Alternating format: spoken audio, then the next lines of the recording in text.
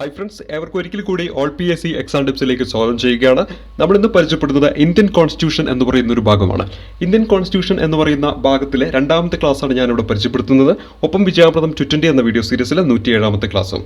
അപ്പോൾ നമുക്ക് എന്തെല്ലാം കാര്യമാണ് ഇന്നത്തെ ക്ലാസ്സിൽ പരിചയപ്പെടാനുള്ളത് നമുക്ക് നോക്കാം. ഇതിൻ്റെ മുമ്പത്തെ ഒന്നാമത്തെ ക്ലാസ്സിൽ നമ്മൾ അടിസ്ഥാനപരമായിട്ട് കോൺസ്റ്റിറ്റ്യൂഷനുമായിട്ട് ബന്ധപ്പെട്ട് അറിഞ്ഞിരിക്കേണ്ട പ്രധാനപ്പെട്ട കാര്യങ്ങളൊക്കെ ചർച്ച ചെയ്തിട്ടുണ്ടായിരുന്നു. ഇന്ന് നമ്മൾ പരിചയപ്പെടുന്നത് ഇന്ത്യൻ ഭരണഘടനയുടെ നാൾവഴികളാണ്. നമ്മൾ കാണുന്ന ആ ഒരു ഭരണഘടന രൂപീകരിക്കാനുണ്ടായ സാഹചര്യങ്ങളിലൂടെയാണ് നമ്മൾ ഇന്നത്തെ ക്ലാസ് മുന്നോട്ട് പോകുന്നത്. അതിൽ തന്നെ എപ്പോഴും അറിഞ്ഞിരിക്കേണ്ട ഒന്നാണ് 1773 റെഗുലേറ്റിംഗ് ആക്ട്. പലപ്പോഴും PSC പരീക്ഷയിൽ ചോദിച്ചിട്ടുള്ള ഒന്നാണ് 1773 റെഗുലേറ്റിംഗ് ആക്ട്. ഈ ആക്ട് പാസ്സാക്കുന്ന ആരെന്ന് ചോദിച്ചാൽ ഉത്തരമായിട്ട് വരിക ബ്രിട്ടീഷ് പാർലമെന്റ് ആണ്. ബ്രിട്ടീഷ് പാർലമെന്റ് പാസ്സാക്കിയ ഒരു ആക്ടാണ് 1773 റെഗുലേറ്റിംഗ് ആക്ട്. എന്തിനു വേണ്ടിയായിരുന്നു ഈ ആക്ട് പാസ്സാക്കിയത്? ഇംഗ്ലീഷ് ഈസ്റ്റ് ഇന്ത്യ കമ്പനിയുടെ പ്രവർത്തനം മെച്ചപ്പെടുത്താൻ, അതുപോലെ തന്നെ കമ്പനിയെ നിയന്ത്രിക്കാൻ. അപ്പോൾ ഈ 2 ലക്ഷ്യത്തോടു കൂടി പാസ്സാക്കിയിട്ടുള്ള ഒരു പ്രധാനപ്പെട്ട ഒരു ആക്റ്റാണ് എന്ന് പറയുന്നത് 1773 റെഗുലേറ്റിംഗ് ആക്ട്. പാസ്സാക്കിയത് ബ്രിട്ടീഷ് പാർലമെന്റ് ആണെന്ന കാര്യം ഓർത്തിരിക്കുക.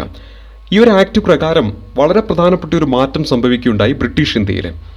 ഗവർണർ ഓഫ് ബംഗാൾ എന്നൊരു പദവി മാറി ഗവർണർ ജനറൽ ഓഫ് ബംഗാൾ എന്ന പദവിയായിട്ട് മാറുന്നു.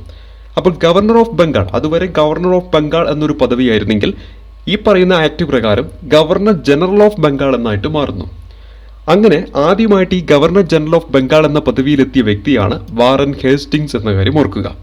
പലപ്പോഴും PSC പരീക്ഷയിൽ ആവർത്തിച്ച് ചോദിക്കുന്ന ഒരു പേര് വാറൻ ഹേസ്റ്റിങ്സ്. എന്താണ്? ബ്രിട്ടീഷ് ഇന്ത്യയിലെ ആദ്യത്തെ ഗവർണർ ജനറൽ ഓഫ് ബംഗാൾ. അപ്പോൾ ഓർത്തിരിക്കണം, ബ്രിട്ടീഷ് ഇന്ത്യയിലെ ആദ്യത്തെ ഗവർണർ ജനറൽ ഓഫ് ബംഗാൾ ആണെന്ന കാര്യം ഓർത്തിരിക്കണം. അപ്പോൾ എന്താണ്? ഗവർണർ ഓഫ് ബംഗാൾ എന്നത് മാറിയിട്ട് ഗവർണർ ജനറൽ ഓഫ് ബംഗാൾ എന്ന പദവി വരുന്നു. ആ പദവിയിലേക്ക് എത്തിയ ആദ്യത്തെ വ്യക്തിയാണ് വാറൻ ഹേസ്റ്റിങ്സ് എന്ന കാര്യം ഓർത്തിരിക്കുക. അതിന് കാരണമായിട്ടുള്ള ഒരു ആക്ട് ഏതാണ്? 1773 റെഗുലേറ്റിംഗ് ആക്ട് ആണ്. അതേപോലെ വളരെ പ്രധാനപ്പെട്ട മറ്റൊന്നും കൂടെ സംഭവിച്ചു. ഇന്ത്യയിൽ ആദ്യമായിട്ടൊരു സുപ്രീം കോടതി സ്ഥാപിതമായി. 1774 കൊൽക്കത്തയിലാണ് ഈ സുപ്രീം കോടതി വരുന്നത്. അപ്പോൾ 1773 റെഗുലേറ്റിംഗ് ആക്ട് പ്രകാരം ഇന്ത്യയിൽ ആദ്യമായിട്ടൊരു സുപ്രീം കോടതി സ്ഥാപിതമായി. എവിടെയാണ് വരുന്നത്? കൊൽക്കത്തയിലാണ്. വർഷം ചോദിച്ചാൽ 1774. ഈ സുപ്രീം കോടതിയിലെ ആദ്യത്തെ ചീഫ് ജസ്റ്റിസ് സർ എലീജ ഇംബെയാണ്. സർ എലീജ ഇംബെയാണ് ഈ പറയുന്ന സുപ്രീം കോടതിയിലെ ആദ്യത്തെ ചീഫ് ജസ്റ്റിസ് എന്ന കാര്യം ഓർക്കുക. അപ്പോൾ 1774 ഇന്ത്യയിൽ ആദ്യമായിട്ടൊരു സുപ്രീം കോടതി സ്ഥാപിതമായി. എവിടെയാണ് സ്ഥാപിതമായത്? കൊൽക്കത്തയിലാണ്. ആ കൊൽക്കത്തയിൽ സ്ഥാപിതമായ സുപ്രീം കോടതിയിലെ ആദ്യത്തെ ചീഫ് ജസ്റ്റിസ് ആരെന്ന് ചോദിച്ചാൽ എന്താണ് ഉത്തരമായിട്ട് വരിക? സർ എലീജ ഇംബെയാണെന്ന കാര്യം ഓർത്തിരിക്കുക. ഇനി നമ്മൾ പരിചയപ്പെടുന്നത് പിറ്റ്സ് ഇന്ത്യ ആക്ട് ആണ്. Pitt's India act 1784. ഇതിനെ തന്നെയാണ് English East India Company act 1784 എന്നും കൂടി പറയുന്നത്. പിറ്റ്സ് ഇന്ത്യ ആക്ടിനെ തന്നെയാണ് English East India Company act 1784. ഇവിടെ പ്രധാനമായിട്ട് ഈ വർഷം ഒന്ന് അറിഞ്ഞിരിക്കുക. ഇനി ഇത് കൊണ്ടുവരാൻ കാരണം ഈ പറയുന്ന കമ്പനി ഭരണം നിയന്ത്രിക്കുക എന്ന ലക്ഷ്യത്തോട് കൂടിയിട്ടാണ്. അതുപോലെ തന്നെ റെഗുലേറ്റിംഗ് ആക്ടിന് കുറേ പോരായ്മകളൊക്കെ ഉണ്ടായിരുന്നു. ആ പോരായ്മകളൊക്കെ പരിഹരിക്കുക എന്ന ലക്ഷ്യത്തോട് കൂടിയിട്ടാണ് 1784 പിറ്റ്സ് ഇന്ത്യ ആക്ട് അല്ലെങ്കിൽ English East India Company Act കൊണ്ടുവരുന്നത് എന്ന കാര്യം ഓർത്തിരിക്കുക. ഇനി പരിചയപ്പെടുന്നതാണ് ഏറ്റവും പ്രധാനപ്പെട്ട ഒരു act, Government of India act 1935. നമ്മുടെ ഭരണഘടനയെ സംബന്ധിച്ചിടത്തോളം ഏറ്റവും പ്രധാനപ്പെട്ട ഒരു ആക്ടാണ് Government of India act 1935. British parliament ഇന്ത്യക്ക് വേണ്ടി പാസ്സാക്കിയ ഏറ്റവും വലിയ നിയമം. വളരെ പ്രധാനപ്പെട്ട ഒരു പോയിന്റും വളരെ പ്രധാനപ്പെട്ട ഒരു ചോദ്യവുമാണ്. എന്താണ്? ബ്രിട്ടീഷ് പാർലമെന്റ് ഇന്ത്യക്ക് വേണ്ടി പാസ്സാക്കിയ ഏറ്റവും വലിയ നിയമം. ഉത്തരമായിട്ട് വരുന്ന ഏതാണ്? Government of India act 1935. അതേപോലെ നമ്മുടെ ഇന്ത്യൻ ഭരണഘടന ഏറ്റവും കൂടുതൽ കടപ്പെട്ടിരിക്കുന്നതും ഈ പറയുന്ന 1935 ഗവൺമെന്റ് ഓഫ് ഇന്ത്യ ആക്ടിനോടാണ്. കാരണം എന്തെന്ന് വെച്ചാൽ നമ്മുടെ ഭരണഘടനയിൽ പല ആശയങ്ങളും ഈ പറയുന്ന 1935 പാസ്സാക്കി ഗവൺമെന്റ് ഓഫ് ഇന്ത്യ ആക്ടിൽ നിന്ന് കടമെടുത്തിട്ടുണ്ട്. അപ്പോൾ ഇത്തരത്തിൽ നമ്മുടെ ഇന്ത്യൻ ഭരണഘടന ഏറ്റവും കൂടുതലായിട്ട് കടപ്പെട്ടിരിക്കുന്ന ഒരു ആക്ടാണ് എന്ന് പറയുന്നത് ഗവൺമെന്റ് ഓഫ് ഇന്ത്യ ആക്ട് 1935. ഒപ്പം അറിയേണ്ട ഏറ്റവും വലിയൊരു പോയിന്റാണ് ബ്രിട്ടീഷ് പാർലമെന്റ് പാസ്സാക്കിയ, പ്രത്യേകിച്ചും ഇന്ത്യക്ക് വേണ്ടിയിട്ട് പാസ്സാക്കിയ ഏറ്റവും വലിയ നിയമം ഏതെന്ന് ചോദിച്ചാൽ ഉത്തരമായിട്ട് വരിക ഈ പറയുന്ന ഗവൺമെന്റ് ഓഫ് ഇന്ത്യ ആക്ട് 1935 ആണ്. ഇനി അറിഞ്ഞിരിക്കേണ്ട മറ്റൊരു പ്രധാനപ്പെട്ട പോയിന്റാണ് സർ മൗറീസ് ലിൻഫോർഡ് ഗൗവാർ. സർ മൗറീസ് ലിൻഫോർഡ് ഗൗവാർ എന്ന പേര് ഗവൺമെന്റ് ഓഫ് ഇന്ത്യ ആക്ടിന്റെ ശില്പി ആരെന്ന് ചോദിച്ചാൽ ഉത്തരമായിട്ട് വരിക സർ മൗറീസ് ലിൻഫോർഡ് ഗൗയാർ ആണ്. സർ മൗറീസ് ലിൻഫോർഡ് ഗൗയാർ ആണ് എന്തെന്ന് പറയുന്നത് ഈ പറയുന്ന ഗവൺമെന്റ് ഓഫ് ഇന്ത്യ ആക്ടിന്റെ ശില്പി എന്ന കാര്യം ഓർത്തിരിക്കുക. 1935 ഗവൺമെന്റ് ഓഫ് ഇന്ത്യ ആക്ടിന്റെ ശില്പി ആരെന്ന് ചോദിച്ചാൽ ഉത്തരമായിട്ട് വരിക സർ മൗറീസ് ലിൻഫോർഡ് ഗൗയാർ ആണെന്ന കാര്യം ഓർത്തിരിക്കുക. ഈ ആക്ട് പാസ്സാക്കുന്ന സമയത്ത് വൈസ്രോയി ആരെന്ന് ചോദിക്കാം. ഈ ആക്ട് നിലവിൽ വരുന്ന സമയത്ത് വൈസ്രോയി ആരെന്നും ചോദിക്കാം. ഉത്തരം വരിക രണ്ടും രണ്ടാണ്. ഈ ആക്ട്, അതായത് Government of India Act British parliament പാസ്സാക്കുന്ന സമയത്ത് ഇന്ത്യയിലെ വൈസ്രോയി വെല്ലിംഗ്ടൺ പ്രഭുവാണ്. അതേസമയത്ത് ഇത് നിലവിൽ വരുമ്പോൾ ഇന്ത്യയിലെ വൈസ്രോയി ലിൻ ലിത്കോ പ്രഭു ആണെന്ന കാര്യം ഓർത്തിരിക്കണം. ഈ പറയുന്ന ഗവൺമെന്റ് ഓഫ് ഇന്ത്യ ആക്ട് 1935 ഇത് പാസ്സാക്കുന്ന സമയത്ത് ഇന്ത്യയിലെ വൈസ്രോയി ആരെന്ന് ചോദിച്ചാൽ വെല്ലിംഗ്ടൺ പ്രഭുവാണ്. അതേസമയത്ത് ഇത് നിലവിൽ വരുന്ന സമയത്ത് ഇന്ത്യയിലെ വൈസ്രോയി ലിൻ ലിത്കോ പ്രഭു ആണെന്ന കാര്യം കൂടി ഓർത്തിരിക്കുക. അതേപോലെ ഗവൺമെന്റ് ഓഫ് ഇന്ത്യ ആക്ടിന്റെ ശില്പിയുടെ പേരും കൂടി ഓർത്തിരിക്കുക. സർ മൗറീസ് ലിൻഫോർഡ് ഗൗയാർ ആണ് ഗവൺമെന്റ് ഓഫ് ഇന്ത്യ ആക്ട് 1935 ശില്പി. ഇനി അറിഞ്ഞിരിക്കേണ്ടത്, ഇന്ത്യയിൽ ഒരു ഫെഡറൽ കോടതി നിലവിൽ വരുന്നത് ഈ പറയുന്ന ഗവൺമെന്റ് ഓഫ് ഇന്ത്യ ആക്ട് 1935 പ്രകാരമാണ്. ഈ ഫെഡറൽ കോടതി നിലവിൽ വന്നത് ഡൽഹിയിലാണ്. 1937 ഒക്ടോബർ 1 ഈ ഫെഡറൽ കോടതി ഇന്ത്യയിൽ നിലവിൽ വരുന്നത്. ഇത് പിന്നീട് ഇന്ത്യക്ക് സ്വാതന്ത്ര്യമൊക്കെ ലഭിച്ച ശേഷം 1950 ജനുവരി 28 ഇന്ത്യയുടെ സുപ്രീം കോടതിയായിട്ട് മാറി. പ്രത്യേകം ശ്രദ്ധിക്കുക, നമ്മുടെ ഇന്ത്യയുടെ സുപ്രീം കോടതിയായിട്ട് മാറുന്ന ഏതാണ്? ഡൽഹിയിൽ രൂപീകരിച്ച 1937 ഒക്ടോബർ 1 രൂപീകരിച്ചിട്ടുള്ള ഈ പറയുന്ന ഫെഡറൽ കോടതിയാണെന്ന കാര്യം ഓർത്തിരിക്കുക. അപ്പോൾ ഇവിടെ അറിയേണ്ടത്, ഇന്ത്യയിൽ ഫെഡറൽ കോടതി നിലവിൽ വരുന്നത് ഗവൺമെന്റ് ഓഫ് ഇന്ത്യ ആക്ട് 1935 പ്രകാരമാണ്. എവിടെയാണ് നിലവിൽ വന്നതെന്ന് വെച്ചാൽ ഡൽഹിയിലാണ്. ആ തീയതി ചോദിച്ചാൽ 1937 ഒക്ടോബർ 1. ഇതാണ് പിന്നീട് 1950 ജനുവരി 28 ഇന്ത്യയുടെ സുപ്രീം കോടതിയായിട്ട് മാറിയത്. അപ്പം നമ്മുടെ സുപ്രീം കോടതി എവിടെയാണ് സ്ഥിതി ചെയ്യുന്നത്? ഡൽഹിയിലാണെന്ന കാര്യം ഓർത്തിരിക്കുക. അതുപോലെ തന്നെ പ്രവിശ്യകളിലെ ദുഭരണം അവസാനിപ്പിച്ചു, കേന്ദ്രീകൃത ദ്രുഭരണ സംവിധാനം കൊണ്ടുവന്നു എന്നതൊക്കെ ഈ പറയുന്ന ഗവൺമെന്റ് ഓഫ് ഇന്ത്യ ആക്ടിന്റെ പ്രധാനപ്പെട്ട ലക്ഷ്യങ്ങളായിരുന്നു. അതായത് ഇതിന്റെ പ്രധാനപ്പെട്ട ഒരു നേട്ടങ്ങളിലേക്ക് നമുക്ക് പറയാൻ പറ്റുന്നതാണ്. പ്രവിശ്യകളിലൊക്കെ അതുവരെ ഉണ്ടായിരുന്ന ദുഭരണങ്ങളൊക്കെ അവസാനിപ്പിച്ചിട്ട് ഒരു കേന്ദ്രീകൃത ദുഭരണ സംവിധാനം കൊണ്ടുവരികയുണ്ടായി. ഏതിലൂടെ? Government of India act 1935. ഇനി അറിയേണ്ടത്, ഇന്ത്യൻ ഭരണഘടനയുടെ ബ്ലൂ പ്രിന്റ് എന്നറിയപ്പെടുന്നത് ഈ പറയുന്ന ഗവൺമെന്റ് ഓഫ് ഇന്ത്യ ആക്ട് 1935 നമ്മൾ ഓൾറെഡി പറഞ്ഞതാണ്.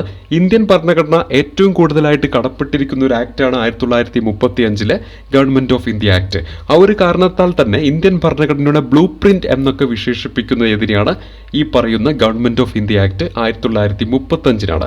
റിസർവ് ബാങ്ക് ഓഫ് ഇന്ത്യയുടെ ഒക്കെ രൂപീകരണത്തിന് കാരണമായതും ഏത് തന്നെയാണ്? ഈ പറയുന്ന ഗവൺമെന്റ് ഓഫ് ഇന്ത്യ ആക്ട് ആണ്. ഗവൺമെന്റ് ഓഫ് ഇന്ത്യ ആക്ട് നമ്മൾ എടുക്കുകയാണെങ്കിൽ അതിൽ 321 സെക്ഷൻസും ഉണ്ട്, അതുപോലെ തന്നെ 10 ഷെഡ്യൂളും ഉണ്ട് എന്ന കാര്യം ഓർത്തിരിക്കുക. 321 സെക്ഷൻസും 10 ഷെഡ്യൂളുമാണ് 1935 ഗവൺമെന്റ് ഓഫ് ഇന്ത്യ ആക്ടിലുള്ളത്. ഇന്ത്യൻ ഭരണഘടനയുടെ ബ്ലൂ പ്രിന്റ് എന്നറിയപ്പെടുന്നതും ഈ government of India act 1935. Reserve bank of ഇന്ത്യയുടെ രൂപീകരണത്തിന് പ്രചോദനമായതും ഏത് തന്നെയാണ്? Government of India act 1935. ഇനി ഈ ഒരു ആക്ട് പ്രകാരമാണ് 1937 ബർമ്മയെ ഇന്ത്യയിൽ നിന്ന് വേർതിരിച്ചത്. മ്യാൻമാർ ആണ് ഇപ്പോൾ ബർമ്മ എന്ന പേരിൽ പണ്ടറിയപ്പെട്ടിരുന്നത്. ഇപ്പോഴെന്താണ്? മ്യാൻമാർ എന്നറിയപ്പെടുന്നു. ആ മ്യാൻമാറിനെ ബർമ്മ എന്ന് പറയുന്ന ആ ഒരു സ്ഥലത്തെ ഇന്ത്യയിൽ നിന്ന് വേർതിരിച്ചത് 1937 ഈ പറയുന്ന ഗവൺമെന്റ് ഓഫ് ഇന്ത്യ ആക്ടിൽ നിന്നാണ്. അപ്പോൾ ബ്രിട്ടീഷ് ഇന്ത്യയിൽ നിന്ന് പൂർണ്ണമായിട്ടും ബർമ്മയെ വേർതിരിക്കപ്പെട്ടത് 1937 ഏതൊരു ആക്ട് പ്രകാരം കൂടിയാണ്? ഈ പറയുന്ന ഗവൺമെന്റ് ഓഫ് ഇന്ത്യ ആക്ട് 1935 പ്രകാരമാണ്. അതുപോലെ തന്നെ വന്ന മറ്റൊരു മാറ്റമാണ് ഗവർണർമാർ സംസ്ഥാനങ്ങളുടെ തലവനായി എന്ന് പറയുന്നതും ഗവൺമെന്റ് ഓഫ് ഇന്ത്യ ആക്ടിന്റെ മറ്റൊരു പ്രധാനപ്പെട്ട കാര്യമാണ്. ഗവർണർമാർ എന്താണ്? സംസ്ഥാനങ്ങളുടെയൊക്കെ തലപ്പത്തേക്ക് വന്നു എന്നതും ഗവൺമെന്റ് ഓഫ് ഇന്ത്യ ആക്ടിലൂടെ വന്ന ഒരു നേട്ടമാണ്. ഇനി അടുത്തതായിട്ട് പരിചയപ്പെടുന്നത്, നെഹ്റു ഇതിനെക്കുറിച്ച് വിശേഷിപ്പിച്ചത്, ഈ പറയുന്ന ഗവൺമെന്റ് ഓഫ് ഇന്ത്യ ആക്ടിനെ കുറിച്ച് നെഹ്റു വിശേഷിപ്പിച്ചത് ശക്തമായ ബ്രേക്കുള്ളതും എൻജിൻ ഇല്ലാത്തതുമായ യന്ത്രം എന്ന് നെഹ്റു വിശേഷിപ്പിച്ച എന്തിനാണെന്ന് ചോദിച്ചാൽ ഉത്തരമായിട്ട് വരിക ഗവൺമെന്റ് ഓഫ് ഇന്ത്യ ആക്ട് 1935 PSCയിൽ ചോദിക്കുന്ന ഏറ്റവും പ്രധാനപ്പെട്ട ചോദ്യങ്ങളിൽ ഉൾപ്പെടുന്നതാണ് ശക്തമായ ബ്രേക്കുള്ളതും എൻജിൻ ഇല്ലാത്തതുമായിട്ടുള്ള യന്ത്രം. ഉത്തരമായിട്ട് വരുന്നത് 1935 ഗവൺമെന്റ് ഓഫ് ഇന്ത്യ ആക്ട് ആണ്. ഒരിക്കൽ കൂടി, ശക്തമായ ബ്രേക്കുള്ളതും എൻജിൻ ഇല്ലാത്തതുമായ യന്ത്രം എന്ന് നെഹ്റു വിശേഷിപ്പിച്ചത് എന്തിനാണെന്ന് ചോദിച്ചാൽ ഉത്തരമായിട്ട് വരിക ഗവൺമെന്റ് ഓഫ് ഇന്ത്യ ആക്ട് 1935. അടുത്തത് ആഗസ്റ്റ് ഓഫർ 1940. ആഗസ്റ്റ് ഓഫർ പ്രഖ്യാപിക്കുന്ന വൈസ്രോയി വെച്ചിട്ടുണ്ടെങ്കിൽ ലിൻ ലിത്കോ പ്രഭുവാണ്. ആ പ്രഖ്യാപിച്ച ഡേറ്റ് ചോദിച്ചാൽ 1940 ഓഗസ്റ്റ് 8 തീയതിയാണ്. ആഗസ്റ്റ് ഓഫർ 1940 ഓഗസ്റ്റ് 8 അന്നത്തെ വൈസ്രോയി ആയിരുന്നു വെച്ചിട്ടുണ്ടെങ്കിൽ ഉത്തരമായിട്ട് വരിക ലിൻലിത്കോ പ്രഭുവാണ്. ഇത്തരത്തിൽ ഒരു ആഗസ്റ്റ് ഓഫർ പ്രഖ്യാപിക്കാൻ കാരണമായിട്ടുള്ള ഒരു സാഹചര്യം എന്തെന്ന് വെച്ചിട്ടുണ്ടെങ്കിൽ അതിന്റെ ലക്ഷ്യം എന്തെന്ന് വെച്ചിട്ടുണ്ടെങ്കിൽ 1939 തുടക്കം കുറിച്ച രണ്ടാം ലോക മഹായുദ്ധത്തിൽ ഇന്ത്യയുടെ സഹകരണം ഉറപ്പുവരുത്തുക എന്നതായിരുന്നു ആഗസ്റ്റ് ഓഫർ 1940 ബ്രിട്ടീഷുകാർ ലക്ഷ്യം വെച്ചിരുന്നത്. അപ്പോൾ ഇവിടെ അറിയേണ്ടത് ആ വർഷം 1940, ഡേറ്റ് ഓഗസ്റ്റ് 8 പ്രഖ്യാപിച്ചത്. വൈസ്രോയുടെ പേരും ഇമ്പോർട്ടൻ്റ് ആണ്, ലിൻലിത്കോ പ്രഭു. അതുപോലെ തന്നെ പ്രധാനമായിട്ടും അറിഞ്ഞിരിക്കുന്ന കുറച്ച് ഇമ്പോർട്ടൻ്റ് കാര്യങ്ങളൊന്ന്, 1940 ആഗസ്റ്റ് ഓഫർ പ്രഖ്യാപിക്കുമ്പോൾ അവർ നൽകിയ ഒരു കാര്യമായിരുന്നു ഇന്ത്യക്ക് ഒരു പത്രികാ രാജ്യ പദവി നൽകാമെന്ന് പറഞ്ഞു. ഇന്ത്യക്ക് എന്ത് കൊടുക്കാമെന്ന് പറഞ്ഞു? ഈ പറയുന്ന അംഗീകരിച്ചിട്ടുണ്ടെങ്കിൽ, അതായത് രണ്ടാം ലോക മഹായുദ്ധത്തിലൊക്കെ പങ്കെടുത്തിട്ടുണ്ടെങ്കിൽ ഇന്ത്യക്ക് എന്ത് കൊടുക്കാം? പത്രികാ രാജ്യ പദവി നൽകാമെന്ന് പറഞ്ഞു. അതേപോലെ തന്നെ പ്രാതിനിധ്യ സ്വഭാവമുള്ള ഒരു ഭരണഘടനാ നിർമ്മാണ സഭ രൂപീകരിക്കാനുള്ള സ്വാതന്ത്ര്യമൊക്കെ നൽകാമെന്ന് ആര് പറഞ്ഞു? ഈ പറയുന്ന 1940 ആഗസ്റ്റ് ഓഫറിലൂടെ ഈ പറയുന്ന ലിൻലിത്കോ പ്രഭു എന്ത് ചെയ്യുകയാണ്? പുറപ്പെടുവിക്കുകയാണ്. എന്നാൽ ഇത് പിന്നീട് ആരെ എതിർക്കുകയാണ്? നമ്മുടെ ലീഗും അതുപോലെ തന്നെ ഇന്ത്യൻ നാഷണൽ കോൺഗ്രസും ഈ ഒരു ഓഫറിനെ എന്ത് ചെയ്യുകയാണ്? എതിർക്കുകയാണ് ചെയ്യുന്നത് എന്ന കാര്യം ഓർക്കുക. ഈ ഓഫർ എന്താവുകയാണ്? പരാജയപ്പെടുകയാണ് ചെയ്യുന്നത്. അപ്പോൾ ഇവിടെ അറിഞ്ഞിരിക്കേണ്ടത് ആഗസ്റ്റ് ഓഫർ 1940 ഓഗസ്റ്റ് 8 ലിൻലിത്കോ പ്രഭുവാണ് അപ്പോഴത്തെ വൈസ്രോയി എന്ന കാര്യം ഓർത്തിരിക്കണം. അത്രയും കാര്യങ്ങളാണ് പ്രധാനമായിട്ടും ആഗസ്റ്റ് ഓഫറുമായിട്ട് ബന്ധപ്പെട്ട് അറിഞ്ഞിരിക്കുന്ന പ്രധാനപ്പെട്ട കാര്യങ്ങൾ. അതുപോലെ തന്നെ വൈസ്രോയുടെ എക്സിക്യൂട്ടീവ് കൗൺസിലേക്ക് ഇന്ത്യക്കാരെ നിയമിക്കുക എന്ന് പറയുന്ന ഒരു ഓഫറും കൂടി ഇതിലൂടെ പറയുന്നുണ്ട്. പക്ഷേ ഈ എല്ലാ ഓഫറുകളും ഇന്ത്യൻ നാഷണൽ കോൺഗ്രസും അതുപോലെ തന്നെ മുസ്ലിം ലീഗും എന്ത് ചെയ്യുകയാണ്? എതിർക്കുകയാണ് ചെയ്തത്. അവരിതൊന്നും തന്നെ എന്ത് ചെയ്തിട്ടില്ല? അംഗീകരിച്ചിട്ടില്ല എന്ന കാര്യം ഓർത്തിരിക്കണം. ഇനി പിന്നീട് വരുന്നതാണ് ക്രിപ്സ് മിഷൻ. 1942 ക്രിപ്സ് മിഷൻ എന്ത് വരുന്നത്. അപ്പോൾ ബ്രിട്ടീഷ് ഭരണകൂടം നിയോഗിച്ച ഒരു കമ്മിറ്റി ആയിരുന്നു ഏതെന്ന് പറയുന്നത് ഈ ക്രിപ്സ് മിഷൻ എന്ന കാര്യം ഓർക്കുക. സർ സ്റ്റഫോർഡ് ക്രിപ്സിന്റെ നേതൃത്വത്തിലാണ് ഈ കമ്മിറ്റി രൂപീകരിച്ചിരുന്നത്.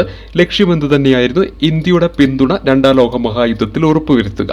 അപ്പോൾ രണ്ടാം ലോക മഹായുദ്ധത്തിൽ ഇന്ത്യയുടെ പിന്തുണ ഉറപ്പുവരുത്തുക എന്ന ലക്ഷ്യത്തോടു കൂടി ബ്രിട്ടീഷ് ഭരണകൂടം സർ സ്റ്റഫോർഡ് ക്രിപ്സിന്റെ നേതൃത്വത്തിൽ 1942 രൂപീകരിച്ച ഒരു കമ്മിറ്റിയാണ് എന്ന് പറയുന്നത് ക്രിപ്സ് മിഷൻ എന്ന കാര്യം ഓർത്തിരിക്കുക.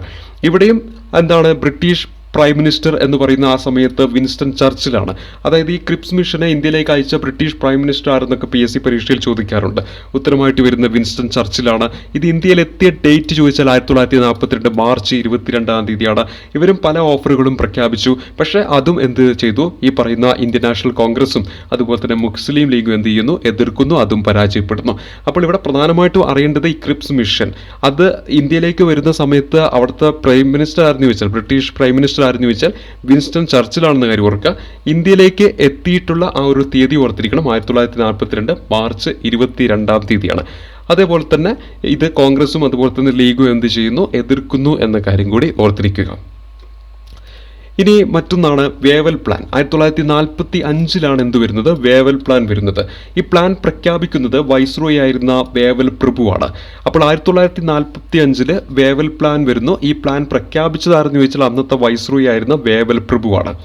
അതേപോലെ തന്നെ 1945 ജൂൺ 14 വേവൽ പ്ലാൻ പ്രഖ്യാപിക്കുന്നത്. അപ്പോൾ വേവൽ പ്ലാൻ 1945 പ്ലാൻ പ്രഖ്യാപിച്ചത് വൈസ്രോയി ആയിരുന്ന വേവൽ പ്രഭു എന്നാണ് 1945 ജൂൺ 14. ഈ വേവൽ പ്ലാൻ ഒക്കെ കുറിച്ചിട്ടൊക്കെ ചർച്ച ചെയ്യുന്നതിന് വേണ്ടിയിട്ടാണ് ഷിംല കോൺഫറൻസ് 1945 നടക്കുന്നത്. അപ്പോൾ ഷിംല കോൺഫറൻസ് 1945 ഈ പ്ലാനിനെ കുറിച്ചൊക്കെ ചർച്ച ചെയ്യാൻ വേണ്ടിയിട്ട് വിളിച്ച ഒരു യോഗമാണെന്ന കാര്യം ഓർത്തിരിക്കണം. അപ്പോൾ വേവൽ പ്ലാൻ 1945 പ്ലാൻ പ്രഖ്യാപിച്ച വെച്ചിട്ടുണ്ടെങ്കിൽ വൈസ്രോയി ആയിരുന്ന വേവൽ പ്രഭുവാണ്. 1945 ജൂൺ 14 പ്രഖ്യാപിക്കുന്നത്. ഇത്തരത്തിലുള്ള പ്ലാനിനെ കുറിച്ചൊക്കെ ചർച്ച ചെയ്യാൻ വേണ്ടിയിട്ട് വിളിച്ച ഒരു യോഗമാണ് ഷിംല കോൺഫറൻസ്. വർഷം 1945. ഇനി ഇതിന്റെ ഫലമായിട്ട് എന്താണ്? ഇടക്കാല ഗവൺമെന്റ് വരുന്നുണ്ട് 1946 സെപ്റ്റംബർ 2 ആ ഇടക്കാല ഗവൺമെന്റിന്റെ പ്രസിഡന്റായിട്ട് വേവൽ പ്രഭു വരുന്നുണ്ട്. അതുപോലെ തന്നെ വൈസ് പ്രസിഡന്റായിട്ട് നെഹ്റു വരുന്നുണ്ട്. അതുപോലെ തന്നെ അതിലൊരു മലയാളിയാണ് ജോൺ മത്തായി. അദ്ദേഹം ധനകാര്യ വകുപ്പായിരുന്നു കൈകാര്യം ചെയ്തിരുന്നത്. എന്നാൽ പിന്നീട് ഈ ഒരു പ്ലാനിനെ സപ്പോർട്ട് ചെയ്തുകൊണ്ട് ഈ പറയുന്ന ഇടക്കാല ഗവൺമെന്റിലേക്ക് മുസ്ലിം ലീഗും കൂടെ കടന്നു വരികയായി ഉണ്ടായിട്ടുണ്ട്. ആദ്യം മുസ്ലിം ലീഗ് ഇതിലുണ്ടായിരുന്നില്ല. പിന്നീട് എന്താണ്? മുസ്ലിം ലീഗിലെ അംഗങ്ങളെയും കൂടി ഇതിലേക്ക് എന്ത് ചെയ്യുന്നുണ്ട്? നോമിനേറ്റ് ചെയ്യുന്നുണ്ട്. അതിന്റെ ഫലമായിട്ട് ഇദ്ദേഹം പിന്നീട് വ്യവസായം എന്ന് പറയുന്ന വകുപ്പാണ് വഹിച്ചതെന്ന കാര്യം കൂടി ഓർത്തിരിക്കുക. അപ്പോൾ അതിലെ അംഗമാണ്, ഇടക്കാല ഗവൺമെൻറ്റിലെ അംഗമാണ് ആരെന്ന് പറയുന്നത് ജോൺ മത്തായി. ധനകാര്യമായിരുന്നു അദ്ദേഹം ആദ്യം ഉണ്ടായിരുന്നത്, പിന്നീട് വ്യവസായത്തിലേക്ക് വരുന്നു. അതുപോലെ തന്നെ വേവൽ പ്രഭു ആയിരുന്നു പ്രസിഡന്റ്, നെഹ്റു ആയിരുന്നു വൈസ് പ്രസിഡന്റ് എന്ന കാര്യം കൂടി ഓർത്തിരിക്കുക. അപ്പോൾ ഇത്രയും കാര്യങ്ങളാണ് ഇന്നത്തെ വീഡിയോ ക്ലാസ്സിൽ ഉൾക്കൊള്ളിച്ചിരിക്കുന്നത്. ഭരണഘടനയുടെ ആ ഒരു എങ്ങനെയാണ് ഭരണഘടന രൂപീകരിച്ചിരിക്കുന്നത് എന്നതിൻ്റെ ഒരു ചരിത്രത്തിലേക്കാണ് നമ്മൾ മുന്നോട്ട് പോയിക്കൊണ്ടിരിക്കുന്നത്. ഇനി നമ്മൾ പറയാനുള്ളത് ക്യാബിനറ്റ് മിഷൻ പോലുള്ള കാര്യങ്ങളാണ് ഇനി നമുക്ക് അടുത്തതായിട്ടൊക്കെ പറഞ്ഞ് മുന്നോട്ട് പോകേണ്ടത്. അപ്പോൾ ഇന്നത്തെ ക്ലാസ് ഞാൻ പരിചയപ്പെടുത്തി നിങ്ങൾക്ക് മനസ്സിലായെന്ന് വിചാരിക്കുന്നു. ഇഷ്ടപ്പെട്ടിട്ടുണ്ടെങ്കിൽ ലൈക്ക് ചെയ്യുക, ഷെയർ ചെയ്യുക, ഒപ്പം നിങ്ങളുടെ വലിയ അഭിപ്രായം രേഖപ്പെടുത്തുക. അതുപോലെ തന്നെ ഈ ചാനൽ സബ്സ്ക്രൈബ് ചെയ്തിട്ടില്ലെങ്കിൽ ഇത്തരത്തിലുള്ള ക്ലാസ്സുകളൊക്കെ തികച്ചും സൗജന്യമായിട്ട് ലഭ്യമാകാൻ ഈ ചാനൽ ഒന്ന് സബ്സ്ക്രൈബ് ചെയ്യുക, തികച്ചും സൗജന്യമായിട്ട്. അപ്പോൾ ഇത്തരത്തിലുള്ള വീഡിയോ ക്ലാസ്സുകൾക്ക് നിങ്ങൾ നൽകിയ എല്ലാവിധ സപ്പോർട്ടിനും ഒരായിരം നന്ദി രേഖപ്പെടുത്തുന്നു. ഒരിക്കൽ കൂടി താങ്ക് യു.